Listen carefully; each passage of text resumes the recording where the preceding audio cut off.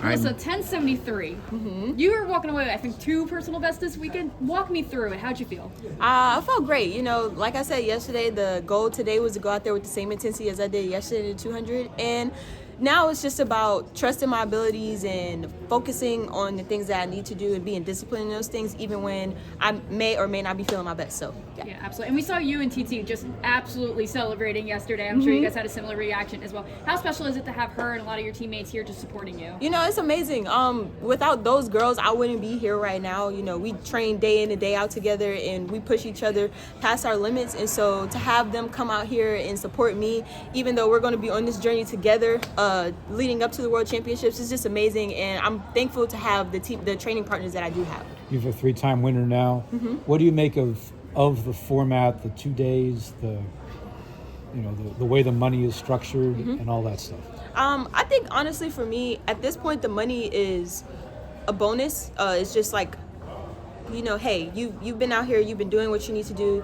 Here's this money for doing what you set out to do. But as far as the format and everything, I feel like it's doing nothing but propelling me forward, propelling me in the way that I know it's going to when it gets ready, or when the time comes to be ready for trials. So I'm just excited. You think it's good for the public too to come here and know they're going to see the names for both days when they're here? Oh yeah, definitely. You know, just to for Grand Slam to be doing what it's doing right now, and you know, obviously at first it started out in Kingston, and you know, some people were just kind of like, I don't know if this idea is going to work, because obviously at that point it was an idea, but now it's happening, now it's here, and people are seeing the benefits of it, people are seeing the enthusiasm of it. And so I feel like with each slam, Grand Slam has just been raising the bar, raising the standard, and you know, I just feel like I was happy and blessed to be, you know, thought of to be a part of this. And you know, just not only me but other athletes as well. I feel like we're so thankful and grateful for the fact that something like this was able to be a thing. Were you surprised at the time you thought of? I was and I wasn't surprised. I was surprised because obviously, you know, I set out goals for myself, and did I see myself running 1073 today? No, I saw maybe like 10:8, something like that. But it's just we've been working so hard in training, and you know, sometimes I'm getting to the point now to where when the times do come, I shouldn't be surprised, because I've been putting that much work in to see those times. So definitely excited about them. How have you been? How have you been managing the extra spotlight that maybe Grand Slam has been bringing to you over the past couple of months? I feel like I've been handling it pretty well. I still like to say I'm not one of the biggest. Well, after this weekend it might be a little differently, but for the most part, I've just been going on about my life as normal. You know, after the races and things are over like that, you know, I celebrate the wins. I get to be around my family, my training partners, and things like that. We talk about them, but at the end of the day, it's going back home, going through the drawing board, and looking at these races this weekend, and just seeing what we can clean up and how we can be better for the next slam. So that's literally how it's been. It's been good though. You said you set out goals. What goals have you set out?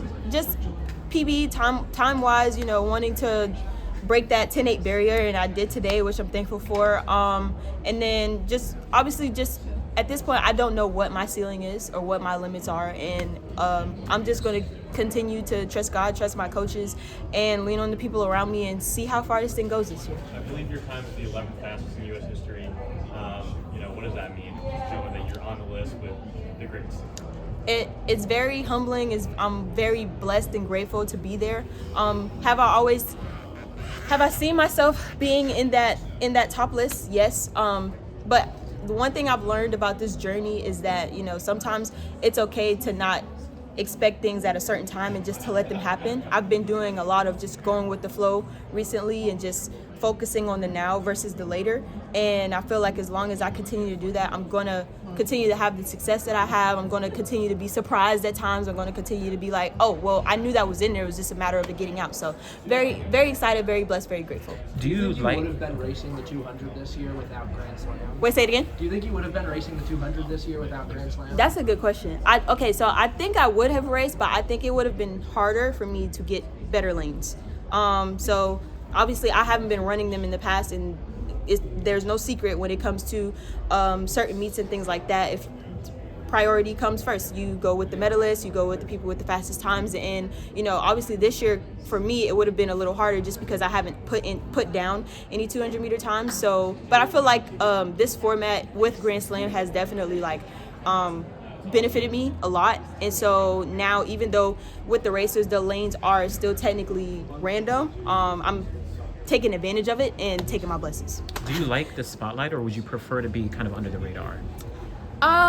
I like being under the radar. However, my husband would disagree with me and say that I maybe need to get used to being in the spotlight and just, I've done in the past where I've, create this space where I'm an underdog, and it takes so much sometimes to get out of that hole of being the underdog and trying to fight your way through. Whereas if you are in the place that you are right now and just learning to build off of that and be comfortable in that, be confident in that, but also, still being as humble with it as well, because today could be my day and tomorrow could be somebody else's day.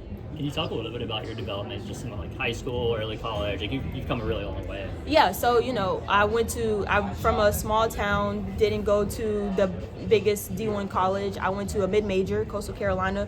I had only 2 scholarship offers coming out of high school, and so I took a chance on a school that believed in me.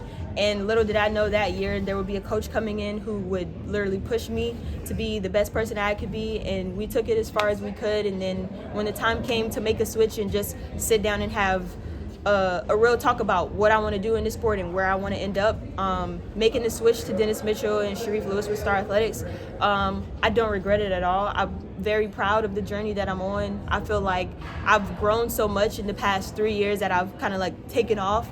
And so now it's just about let's seeing where this goes. I've been saying it all along. I want to always be remembered as one of the best in this sport, and I feel like this year per se, well, even last year with Paris, me medaling and everything like that, and me setting up this year to be like, okay, I don't just want to be in the number, I want to be at the top, I feel like it's going in the right direction. Did Coach Mitchell or Coach Lewis say anything meaningful to you before or after this race today? Yes.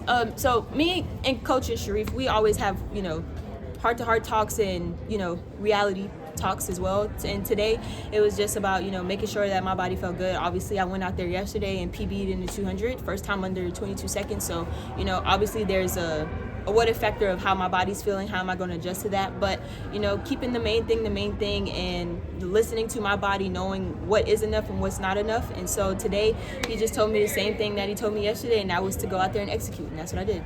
Do you feel like you can be world 100 meter champion this year, and would you have thought that going into the Olympics that you could have Yes. been in that position? Okay. Wholeheartedly, yes. What is your plan for the rest of the season leading into USA's? So we have one more slam left, and then after the slam in LA, we have Prefontaine, and then it's back in the lab until it's time to go and make those teams. How do you stay at the top of your game for so long throughout the season?